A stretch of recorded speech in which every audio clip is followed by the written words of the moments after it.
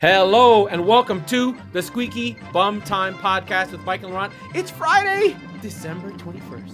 It's Christmas Eve. In this episode, we'll be talking about the remaining Boxing Day fixtures, the Carabao Cup, and goddamn freaking Liverpool. But first, Mike, do you want to buy a Serie A team? I think there's one available. Tell us all about it. I badly do.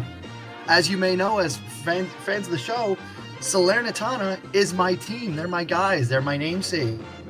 They're also about as good at business as I am because they're going to get run out of the league in unprecedented, unceremonious fashion very soon. Yeah. In case you have not been following the news in Serie A, in the bottom of the table in Serie A, this is edge case. This is a Mike special.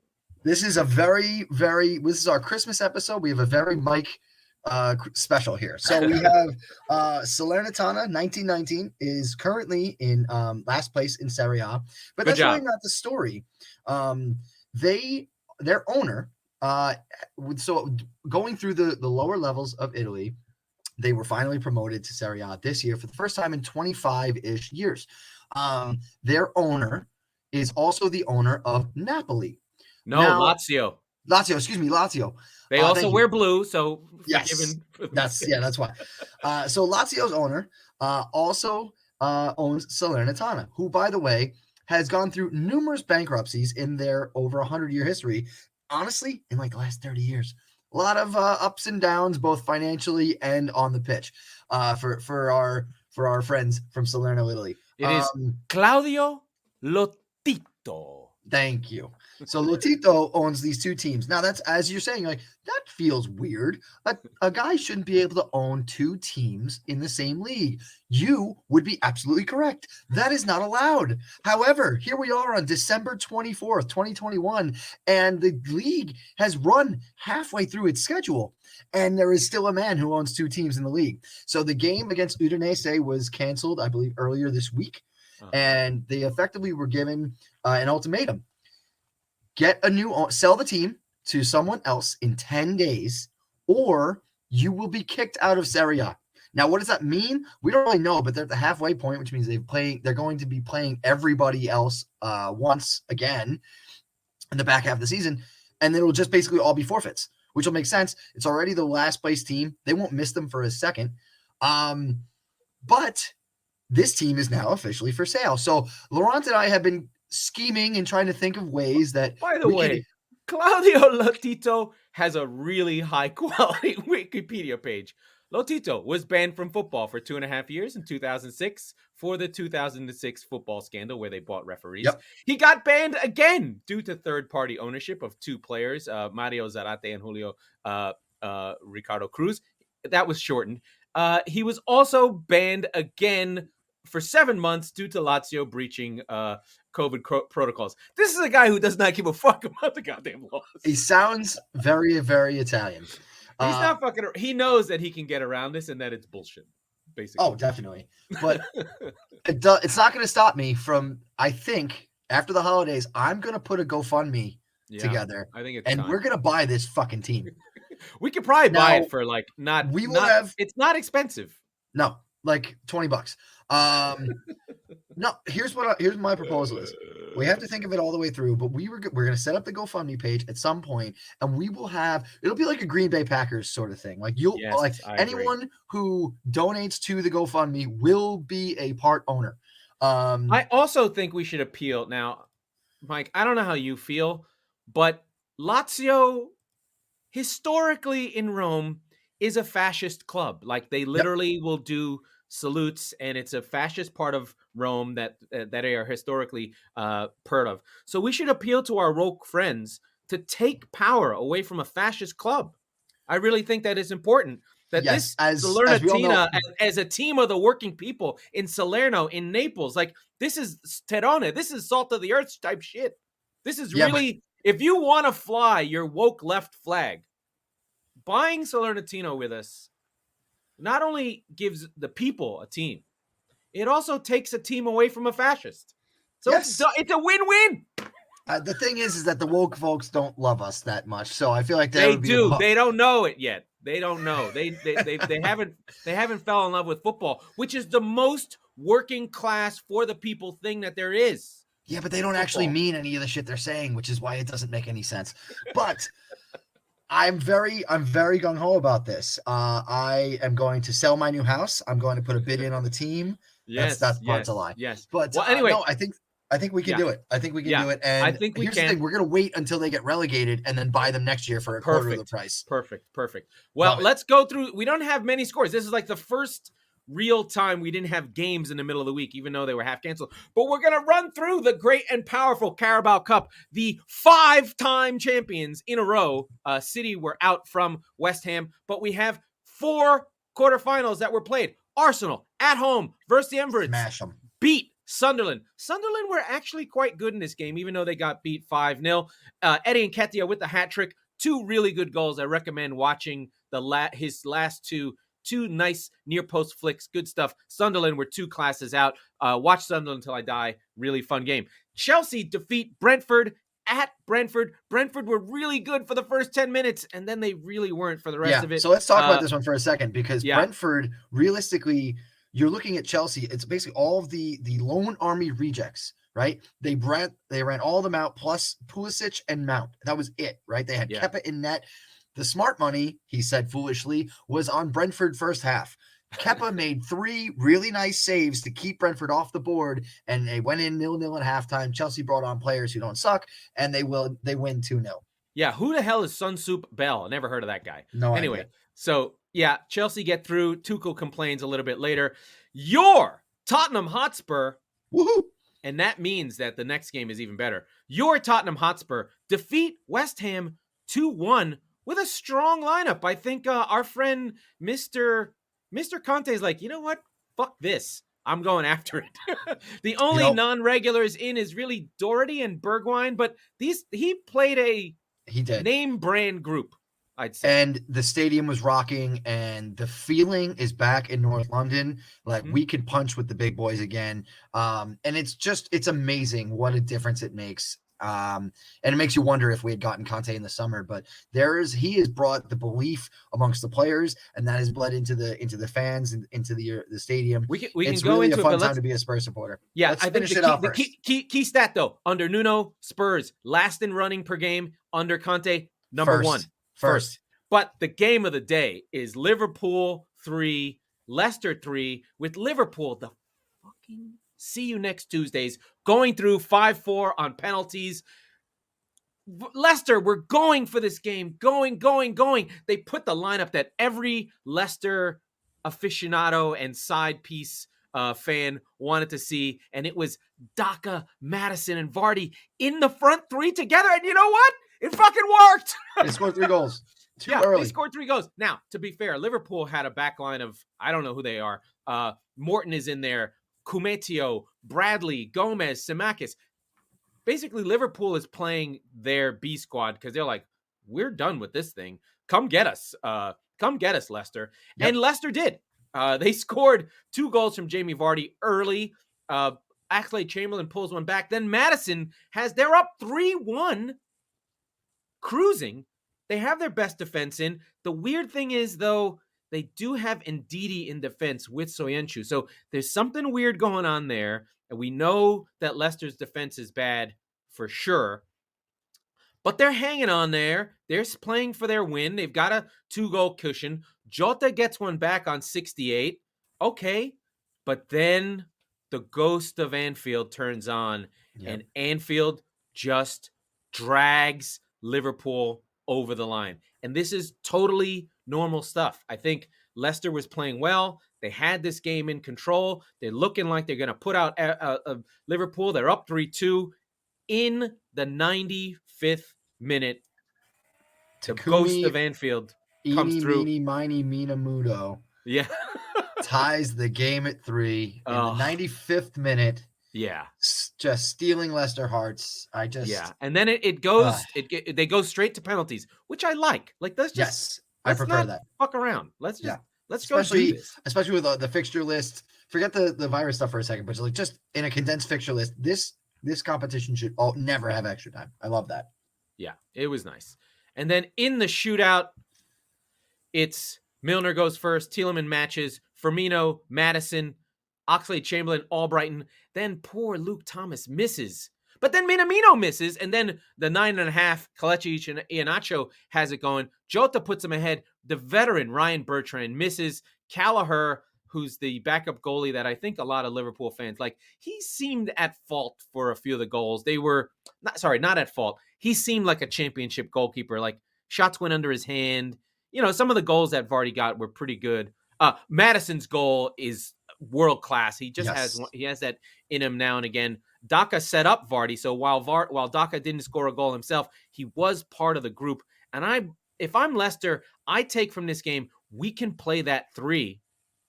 As long we just gotta find a way to get this defense sorted out. Yep. Why aren't they playing Vesterberg? They got him. Is he retarded? Yeah, Vesterberg. Vesterberg is the singer from The Replacements. So Liverpool go through, and I want to give you a little bit more time for Tottenham. Just the what a feeling, wild game. Just the Liverpool game was fantastic, and again, Liverpool's 11 plus Anfield are the best in the world, and when they can. What I thought about in this game. My last point is Liverpool still have in them the pre-Van Dijk, pre-Alisson version of Liverpool. Oh, yeah. Where they can go end to end and just start scoring and have those hectic games where they'll score. If the team were to play like that, they would score 100 goals but give up 50. Mm-hmm. And when they have Van Dijk and they have their real defense in, they're able to stop these basketball.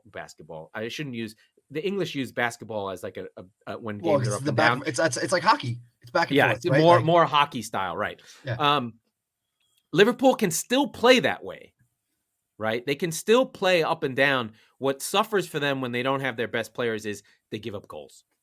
And so they were able to hang on in this game. It was fun. It was exciting. I hate Liverpool so much. You knew they'd fucking pull the goddamn game out. They simply don't lose at home at all, ever.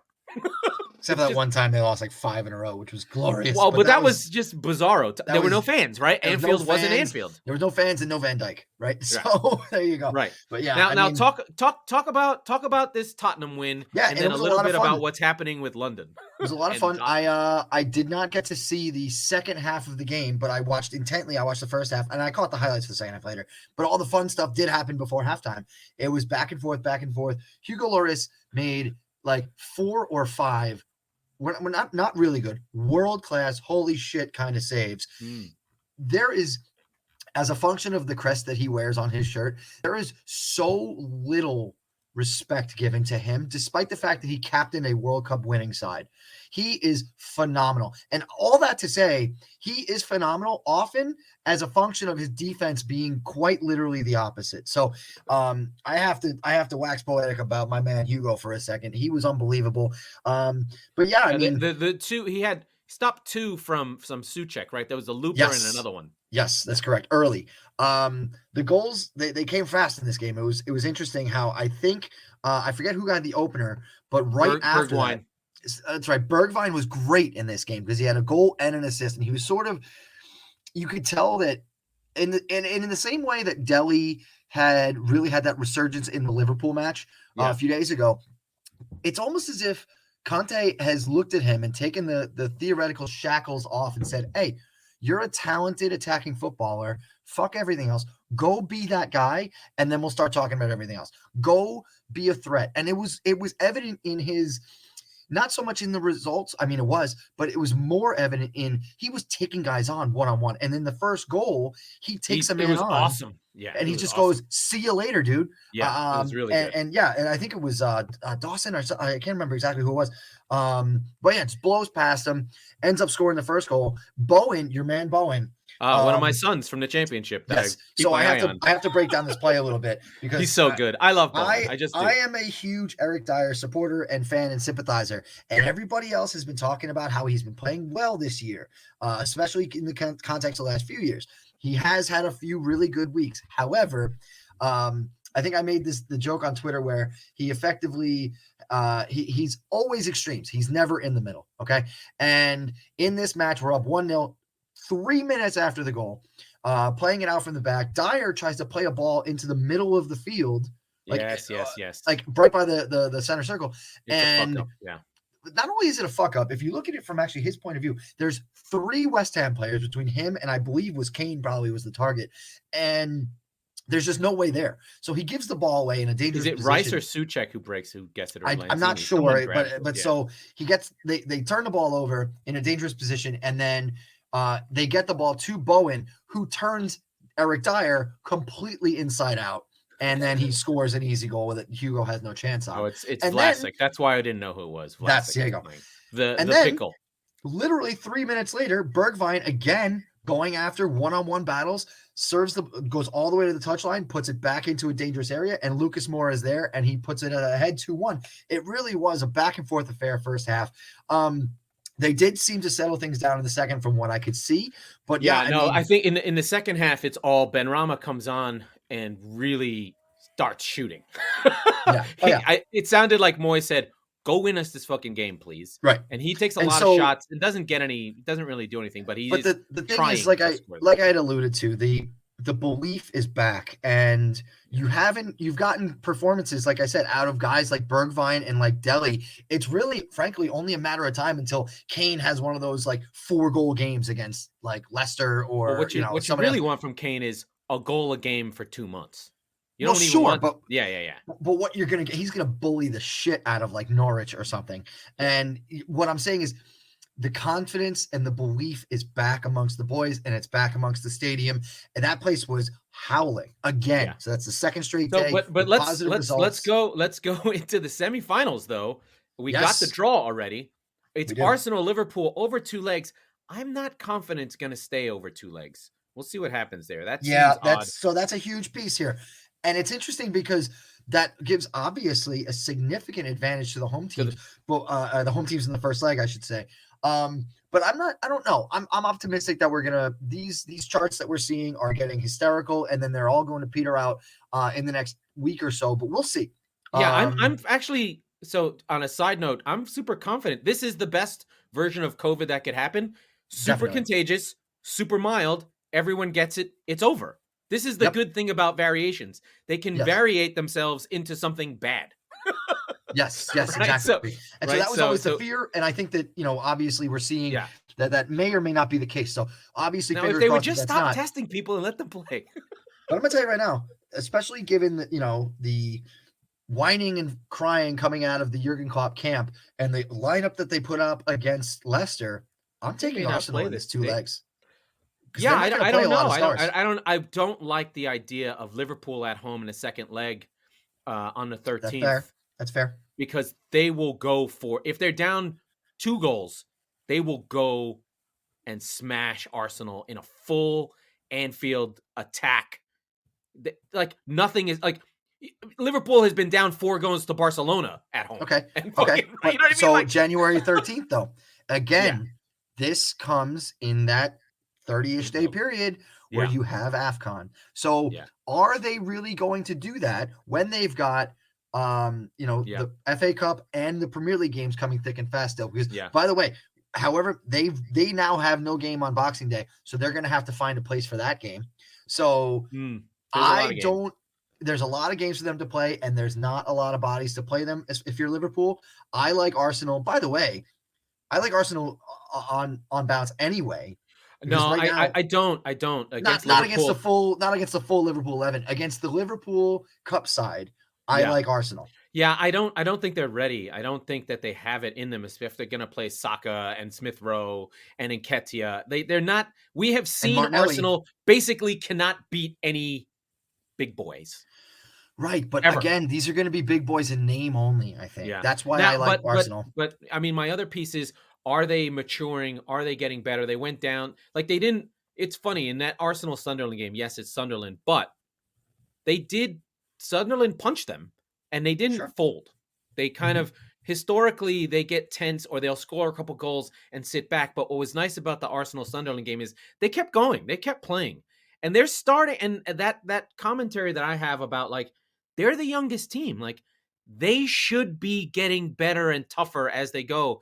And when next season comes, I don't know what's going to happen in the transfer window, but I'm going to be lauding Arsenal as a real team because of youth and guys getting better. But talk to me about your Chelsea Tottenham thing. Are you feeling good about that draw? Who would I you feel have great. wanted? Or would you have wanted Arsenal? No. Okay, so understand that what the Tottenham's fixture list looks like now. You've got Chelsea on the 5th, Chelsea again on the 12th.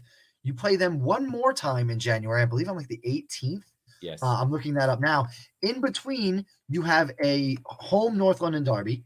Okay, so you've got, here it is. January 5th at Stamford Bridge. January 12th at home to Chelsea. January 16th, North London derby at home. January 23rd, you're back at Stamford Bridge for a Premier League match. Holy shit. That's a lot of football. Here's the good news, I suppose, that you barely ever leave London the whole month. But that's good. Except London is exploding with like doom and gloom. It's like the plague. It's 1380, and someone's gonna run around with a fucking bird mask and say, "Bring out your dead." Yeah. But I do like that draw. I think it's going to be a lot of fun. You understand now that Conte is going to go to Stamford Bridge twice in 3 weeks. That's going to be a lot of fun. Yeah. The way that I see those 4 matches unfolding, however the legs you want to of the cup. It sounds like they're going to keep them going. I think Spurs win in the cup tie. I think they have a tough game against Arsenal, but I think they can get at least a draw out of that. And I think they lose in the Premier League at Stamford Bridge. And if you told me that right now, if I could get the win against Arsenal, I would sign for that right now. Right now. You want the win versus – that's going to be so much better than the shitty Nuno game that you guys were embarrassed in. Yes, that will that's the thing. 1,000 times more competitive. We're at home. Yeah. Again, the feeling is back. The confidence is back. It's Arsenal. Everybody's going to be up for that game. I think we could floor Arsenal. And that's the thing, like you said, who are Tottenham for that match? Or for this month, really? Do they show up as, hey, we're a top 4 threat. We are, the old Pochettino-ish confidence? Or are we the oldish Mourinho and Nuno Spurs where it's where we're pushovers, right? But the stat that you brought up, I sent it to you the other day. I'm glad you mentioned that. They go from literally last to first in distance covered, right? Running over the course of the match. They're coming for you. The thing is that I would imagine with Spurs is that inside them, in their best moment, they would say, and you would say this, and I think Levy has said this, is letting Pochettino go was a mistake, right? Of course. But that Pochettino team was a running team, right? They knew about pressing. So it should not feel foreign to the DNA of this group, which I think is still the same DNA, to want to run. And I think the thing that always hurt Spurs was in their DNA, they were not a sit-back team. No. And they were always bad at it. It's in the ethos of the club for 100 years, right? 120, whatever many years now. It's not about the game is about glory. It's about playing attractive football. It's actually about putting on a show almost as much as it is, if not more, than the result, right? Yeah. We came out and we played a great game today and we got shit luck and we lost, whatever. That's Tottenham way. And that's kind of that's the kind of Spursy thing is like the jokes about Spurs are, we can beat them. They're not hard to beat. They just want to play. They don't care. We just get into them. And for the teams that always want to win, it's kind of this thing. And Pochettino gave both, right? Pochettino gave both. And I think Conte is a both guy. He's very much a both. He's a winner and he plays he's not defensive. He just won't let you ship goals. Yes. Well, and I want to clarify one thing about the Pochettino sentiment, right? Like, it was not necessarily a mistake to sack him when they did. The mistake was the years earlier leading up to that, not supplementing him and not giving him anything, right? So that's the important thing to note there. But yes, I'm excited. I'm looking forward to it. The juice is back in North London. You've got an exciting Arsenal team and an exciting Tottenham team. It's going to be a lot of fun. Good. I do want to talk about the other teams in the league that we haven't been talking about. Feels like after Ole got sacked, we talked for the whole half a season about Manchester United. We haven't talked about them for ages. They also haven't played for since the War of 1812 ended at the battle of Louisiana as we with record Andrew this, Jackson. As we record this on Christmas Eve afternoon, yes. We do have 7 Boxing Day matches left. Yes, we will hope that we have 7, but we'll see. There are 6 on Boxing Day and 1 on the 27th. But yes, I think Wolves, Watford, and Leicester Leeds are canceled, and I'm pretty sure Burnley, Everton are canceled. Basically, Burnley hasn't played; they just took a month off. So put it this way: between Boxing Day and January 3rd, every single day there is at least one game right now. So we'll see. right now. We've got some really good ones. But I'm very hopeful. I do want to talk about United, who have not Please. played, and then Ralf Rangnick complained. Yeah. So we've got the Germans complaining about playing at Christmas time. The big teams, Pep included, and I do want to talk about City very briefly. Pep included, they seem to complain about fixture lists. Here's the thing. I'm going to look in the camera. Stop. No one wants to hear about it. Your team and your clubs are designed for you to play in these games. You have quadruple the budget of all the teams. You have quadruple the players of all the teams. You have even under 23s and development squads that are better than most teams in the Premier League. Shut the fuck up. Nobody cares, right? You're Manchester United. You're Manchester City. You're Liverpool. Play the games. Oh, you too, fucking Tuchel. Play the games and be quiet, okay? Nobody wants to hear about fixture complaining, especially Rangnick. Like, you're here 20 minutes. Yeah, you should just literally want to play. Because you can you put haven't your played thing in through. 16 days. Yeah. I think this is one of these moments that the Premier League coaches understandably want to protect their players. But what makes the Premier League is the gauntlet of play. It is this. It is that it doesn't stop. It is that it's 100%. The players being run down. This is part of what makes, and I don't want to give Manchester United too much credit, it's part of what makes the treble in 1999, when you think back on it, fucking incredible. That United with FA Cups, we haven't even talked about the FA Cup. That's coming too. Yeah, that's that will weeks. not have replays, by the way, which is usually sad for the small teams. Anyway, but again, something you have to do right now. Yeah, you have to. But the fact that you can win, but Rangnick shouldn't complain. United, I'm looking forward to seeing them play again. It should be an easy run. Remember, we said we went through United's schedule. They basically have cupcakes until March. They have nothing. They should literally not lose a game until March. Totally. Until they play. And they haven't played as we, there'll be 16 days in between games. Shut the fuck up. You're fine. In fact, you should want to play. Oh, completely. Yeah. So I'm excited to see them, even if it's against Newcastle. I'm excited to see that crest on the field again. But we do have some good Boxing Day matches, and I'm looking forward to, honestly, Newcastle United on the 27th will be the only game of that day. So I will watch it as a function of that, I suppose. But there are 2 to 3. Yeah, there are 3 Boxing Day matches. Let's talk about my team, right? City's playing Leicester City. Yep. Historically, it can be a tough game for City. The 4-3 in the Leeds championship season, and then the 5-2, the 5-2, which was we're buying fucking Diaz tomorrow game. Let's call it what it is, Laurent. It is the annual Pep out game from Laurent. Oh, yes, it was that one. Yes, it is the Pep out game. I was very frustrated with that game. But City are flying right now. They've scored 11 in their last 2. They actually made a deal for a player where they made money. It's unbelievable. Yeah. They sold Ferran Torres for 55 million euros to Barcelona. I still don't understand how they have the money. I still don't understand why the fuck they paid that much for him. I don't get it. So City buy Ferran Torres for 25. He plays a season and a half, and they sell him for 55. This is fucking gold. And he wasn't playing, and they got a 2x. It's unbelievable. Unbelievable. Now, to be fair, he has been awesome for Spain. He is a very Spanish striker, and I can see why Barcelona want him. They put him at the tip of the spear with all their young guys. He's in their window, and they can get rid of De Jong and Memphis Depay and all the mistakes Koeman played. So they have a young striker to grow with their young group. But I think it's more that Torres was like, I just want to play for Barcelona. He's going to take a pay cut. He's just going to go. And that's fine. But I get it. If you've been to Manchester and you've been to Barcelona, you take Barcelona every day, twice. Every day. Okay, fine. But if it was a cut rate deal, if it was smart business, it was not smart business. This was a back of the box sort of like this. We're signing this player. This is a big deal kind of sign. By the way, this is what you come to expect from Barcelona until there's a pandemic where they get decimated. And by the way, they run their club into the ground. So this is a very curious move. Like you said, where the fuck are they getting this money from? Nobody really knows. Apparently, they have a loan. They have a line of credit with the bank. With all right, well, you know what? Not JP Morgan. That's the Goldman bank Sachs. That will go. Yeah. I'm going to call Goldman Sachs about putting a bid in for Salernitana then, because this sounds like they're fucking giving away free money that they don't expect people to pay back. Well, I mean, to be fair, if you're on a 10-year timeline, who are you going to back? You'll be like, they'll be fine eventually. So you can understand why they have a line of credit that just goes on forever. Sure. So, Yeah. I mean, they'll just run deficits forever.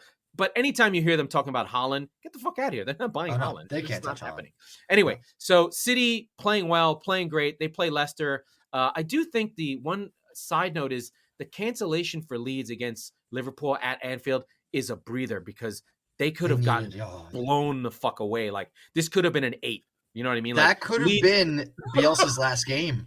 Yeah. If he had gotten the doors blown off him. So he gets a reprieve for a minute. Like, going to Anfield for Leeds was not going to be good. So Leeds hang in there another day. West Ham, Southampton, kind of a fun game there at home, London Stadium, Christmas, Boxing Day. Please, if you watch the games, look into the stands. England has a very funny little tradition where people do fancy dress. They wear costumes, they wear hats, they treat it like the World Cup because the world is watching. No one else does this. This is a unique tradition to It's England. very Churchill Downs-ish. Yeah. The whole of Europe watches the Premier League on this week because there's nothing else to watch. Norwich City, Arsenal, the less talked about this, the better. Tottenham Crystal Palace. If I were you, I'd be worried. So here's the thing. I was worried the first time for 2 reasons. Obviously, Palace and Selhurst Park. All of the reasons I gave you that Spurs are up for a fight now, I'm excited for this game. And as a neutral, if you are not a fan of either of these teams, you should watch this.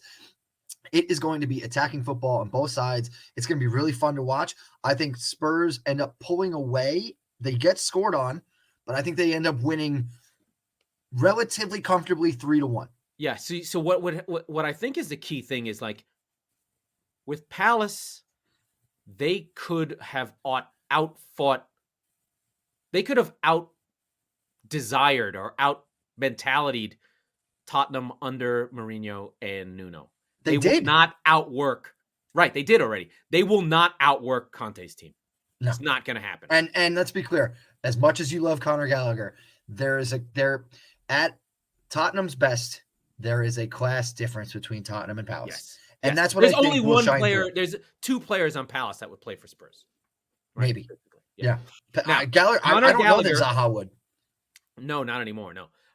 Conor Gallagher, though, it's not a joke. Like, he's literally in the top 10 who scored ratings of all players in the Premier League this season. Yeah. It's not a joke that Conor Gallagher is literally the best midfielder in London. I mean, it's not like you take Conor Gallagher and you stick him in the middle of Spurs, you have a legend right on the spot. Like, boom. He takes ship spot and he's gone. He comes to, he's taking guys on, he's putting Harry Kane through. He's making that turn that you're dying for in the midfield. He takes Winks's good game and he's like, oh, he does that every game.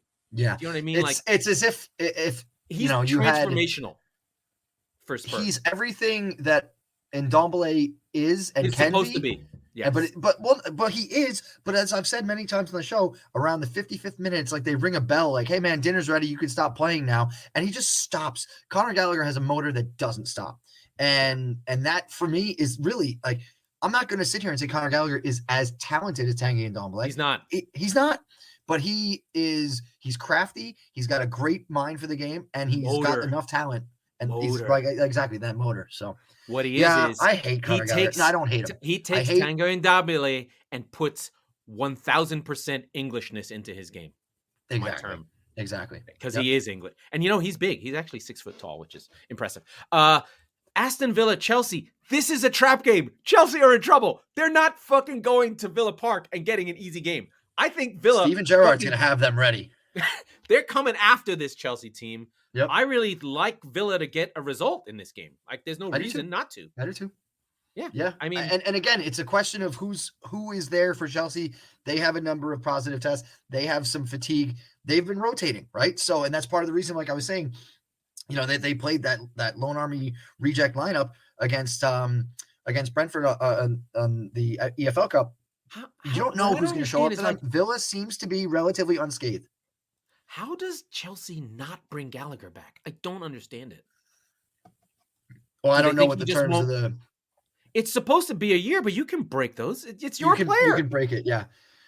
I think that They won't because whatever, but they how won't do because you they want to not? make sure that those relations don't. But he would be the best midfielder on Chelsea right now. Can you imagine him playing with Conte? I know. It would That's be like a exactly what I'm thinking. dynamic, like shot of fucking testosterone into the team. They Here's would the just be thing. like, Here's the thing. "Oh, here we go." Here's the thing. Okay. They have They so play many Spurs players. 3 fucking times in January, and if they do this, I'm gonna lose my goddamn mind. Okay. But they have so many players. They can grab any Because here's the number of thing. players, Okay, right? I'm gonna have to deal with Conor Gallagher on December 26th, January 5th, January 12th, and January 18th, and I'm gonna fucking scream if that I love it. happens. I love Okay. it. Anyway, I if you haven't noticed, I'm in love with Conor Gallagher, and that's okay. I don't get to love him, and it bothers me. Yeah, and in this concept of love, I'm falling out of love with Brighton again. They're falling apart. Brentford versus Brighton is a team of two teams we love that are sputtering and getting a lot of draws. I expect a draw. Yeah, Sadly. I can see it. I don't know of the course. status. That's all Brighton do. I don't know They the still status don't of have a Tony. striker. I think Tony is coming back for this match, so I that certainly hope changes so. a lot for me and my beloved bees. But he's been out. I think he had a COVID, pretty hurt, I don't know. rough case. I think he was a little nicked up, and then he had tested positive. For So Brighton, it's been tough without him. for Brighton, it's our ass man, Mr. Mope.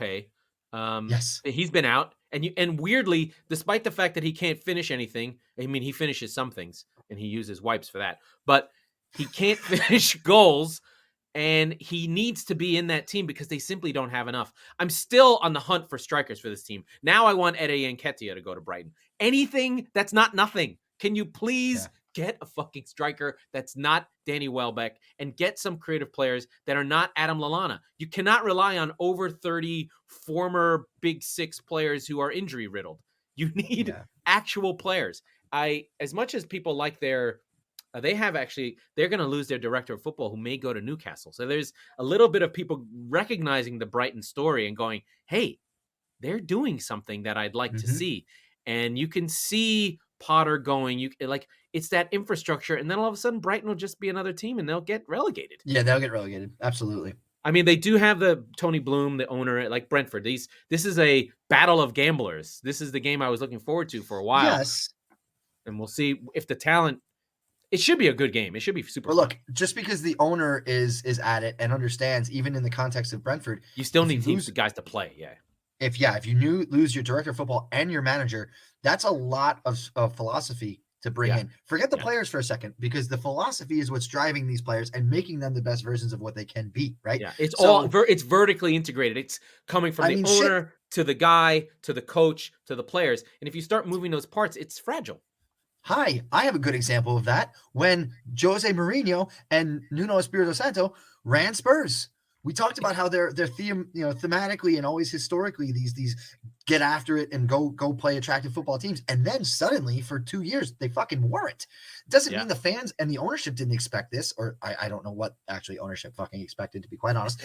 But so if you have continuity, like you said, the entire way down the pyramid, it's true in all sports. And you take the middle of the pyramid out, well, what the fuck did you expect to happen? Yeah, it's gonna fall down. So I'm fascinating. hopeful it's that a good game happen. it's a very nerd core game. It's the football manager game. It's the analytics. It's the money ball. It's the Billy Bean team. It's all of those things are encompassed in this game. I do have one thought, and I know we talked about it before, but I love that football has this historical my team plays this way thing where we somewhat have it, I guess, in American football, but the rule changes have made it so that you can't really be that anymore, right? Like, you can't be like the meanest defense ever, right? Right. You can't live on that anymore. You'll just lose. Or you can't live on a running team or hold on to your ethos type stuff. I mean, I guess the Baltimore Ravens have it a little bit. The Giants have lost it, basically. Let's say, like, the Baltimore Ravens still have Lamar Jackson. It's not like they're, but they're still relying on new age. No, I get it. Right. And then you sort of have it with the Steelers. There's some modicum of it, but it doesn't affect how the teams make decisions, right? So it's kind of interesting. But in this league, it exists, right? Unless you have a transformational manager who can kind of push and stay within the lane while changing it. Like I feel like Moyes has grabbed West Ham and let it it has taken some of the attacking impetus, but also kept it in his own image where you can shift it, but you can't change it, right? Like Arsenal under Unai Emery. This guy's a great coach. The guy freaking wins every time he's in the Europa League, but he didn't fit with Arsenal, right? No. It just didn't make sense. It doesn't work. It's so bizarre. I don't know how it works, but it's there. It's like my Englishness. So here's thing. What happens. Teams have ethos. If a club, and we've seen it in North London with both clubs, right? If a club like Arsenal or Tottenham have that if you're looking at a pyramid and you take the middle of the pyramid out, then you have dysfunction, dissension among the ranks, all that stuff.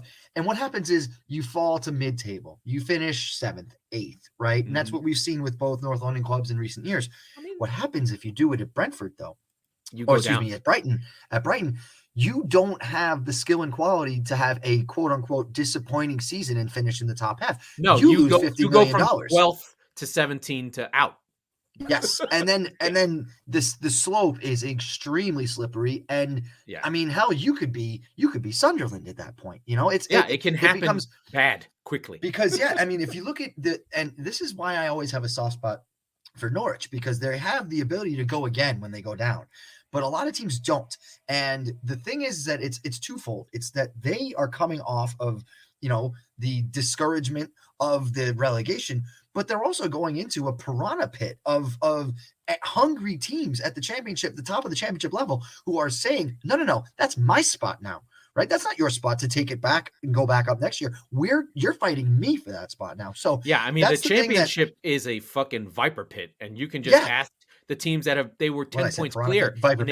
They've been pulled back. Bournemouth, they looked like they were doing fine, pulled back. Fulham looked like they were ready to go up.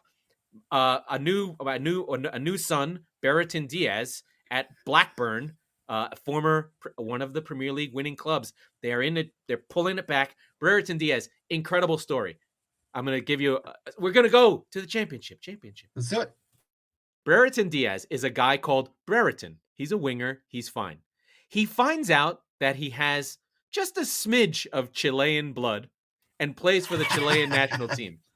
He adds Diaz to his name. This is a guy from the north of England. He goes from Brereton to Brereton Diaz. Brereton Diaz is an incredible player. He's got all the fucking South American fight in him. He's leading the championship in goals. Wow. He's taken this team, put it on his back, grew a beard, and now he's a fucking South American dynamo. So Brereton, he's a drug lord, is what you're telling me. Brereton, crap. Brereton Diaz, the Chilean striker, incredible. That's awesome. That's a wonderful fucking story. Yeah. So, but that's the thing, is that you're fighting against the Brereton Diaz's of the world if you go down. And we talked a lot about it. I don't know, a month or so ago, about how the amount, the quality in the Premier League has never been higher, and the expectation that you'll be able to pull a Burnley or a Newcastle and just get your 40 points and just keep your head above water. You're going to have to fight for those points and play attacking, aggressive football. Listen. And if it will hurt me if this all kind of comes unraveled for Brighton, because that ethos is going to leave them, and that will make me very sad. And I'm sure it'll leave you just absolutely despondent. I'll find a new team. I'll be all over Blackburn. I promise you. Yeah. If they play well. But like we said, we've said this before. The top, so we have the Premier League is 20 teams at the top of the pyramid. Teams 15 to 25 or 15 to 30 are not that different from each other. No, now, being in the Premier League gives you a lot of money. That is a fact. It's like $180 million just for being in the Premier League. But you have to spend to stay in. And your point about Newcastle is valid. They don't break the bank every time they go in. They needed to make a change. That's fine. And they'll go up and down, and they'll go again. It's fine. But, you have to respect Burnley, and that's why we give Dyche so much love. You have to respect Southampton, the fact that they just keep fighting. And the teams are all the same in some sense. You have some teams that are on the up of their wave, where I think like Brighton are now sort of crashing down a little bit, and you have Crystal Palace are on an upswing, Brentford are on an upswing, Villa are on an upswing, Wolves are on a down. I mean, Leicester are on a downswing again. They lose Rodgers, they could slip easily. Yeah. It's not that far off. Like Vardy gets old, Tielemans gets sold, Madison gets hurt. They're gone. Like, so let's expand on this a little more. We've talked until we were blue in the face about how there's 3 teams and then there's the rest, right? In the top half of the table. So that's really how the pyramid, if you think about it, right? There's 3, there's 2, then there's a third, then there's 4 through, call it 8 or 9, and then 10 through 13. And like you said, after that, it's 14 to 35, and the margins are incredibly small for that wide, right? Think of it literally like a pyramid. I don't want to say that's the bottom rung, but as far as the highly competitive teams in England, that sort of is, right? And it's by far the widest. It's the widest part of the structure, but it's not that different. Every year you stay in the league without breaking the bank and spending lots of money. If you can bank it and spend the money on, because I don't know if people know this, but financial fair play, which is this sort of system of spending, you can spend a lot of money. It just can't be on players. So if you can take your money from the league and put it into your academy and putting into training grounds and building up all the infrastructure around your club, you can go a long way. I think the difference between, say, Norwich and Bournemouth is Bournemouth literally spent all its money on players and they're down and trying to fight their way back up. But, they have a decent coach. But it is interesting. So the fight, as we see, like Liverpool and City are gone. Chelsea will be there. Arsenal will be there. And United and Spurs will be there. That group, that big 6, like we like to say, is they have historical money, historical fans. They're always going to be in and out, up and down, whatever. They're never going to get relegated. It's just not going to happen. Right. You can't. But the rest of them, West Ham has been in relegation fights within the last 3 years. Yeah. It happened. So it's fascinating. We love it. This is what makes this league so fucking good. And then, like we said, on Monday, we have Newcastle versus Man United. This 20 years ago would have been a great game. Now can Newcastle get anything going? They've hired Howe. Nothing has happened.